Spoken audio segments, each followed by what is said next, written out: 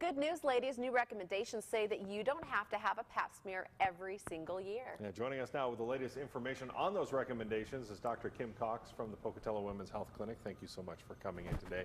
So tell us about what has changed in these recommendations from before till now. Well, you know, since the middle of the last century, the pap smear has made a tremendous difference in the health care of women. Cervical cancer used to be the primary cancer killer of women, and now it is at the very bottom because pap smear screening is so efficacious.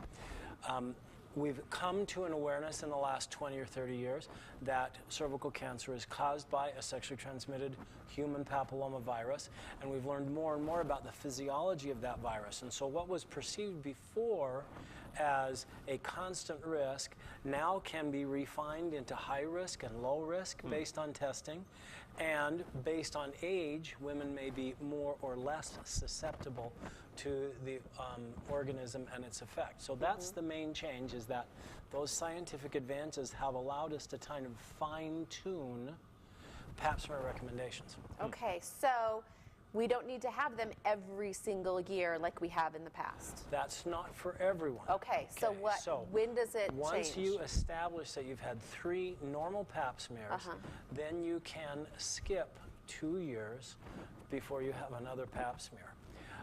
And based on your age, based on your sexual activity, and based on previous pap smears, you may need screening more or less frequently than that.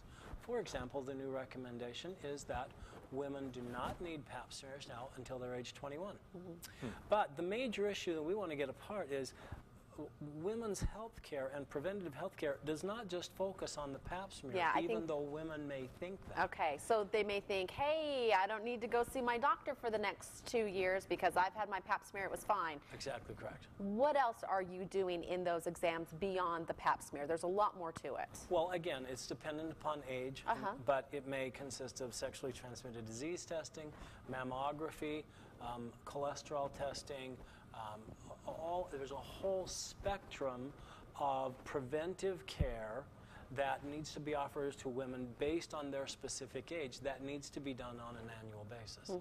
And so we're concerned that as the word spreads like wildfire, that women don't need to have a pap smear every year, that it will be the wrong message. The message really needs to come through. You still need to see your doctor every year. You need to still check your blood pressure every year. You need to have your weight checked every year. And depending upon your age, it may be an issue of mammography, contraception, cholesterol screening, and the myriad of other healthcare concerns that apply to women. The other things to worry about. Is there ever a point where you just you don't need to have a pap smear anymore at all? When you're about 80. 80? Oh, really? So for women, I know it's not your favorite test You're turning ever, 81, but, so it's the whole life. Well, if you've had a hysterectomy for cervical cancer related questions, then the frequency of pap smear can decrease. I was kind of joking about it. It does continue on and may be eliminated based on your specific situation. So again, you need to see your doctor. Very good. Talk to your good. doctor. People have questions, they can contact Pocatello Women's Health Clinic? Absolutely. Okay, very good. Thank you so much for coming on.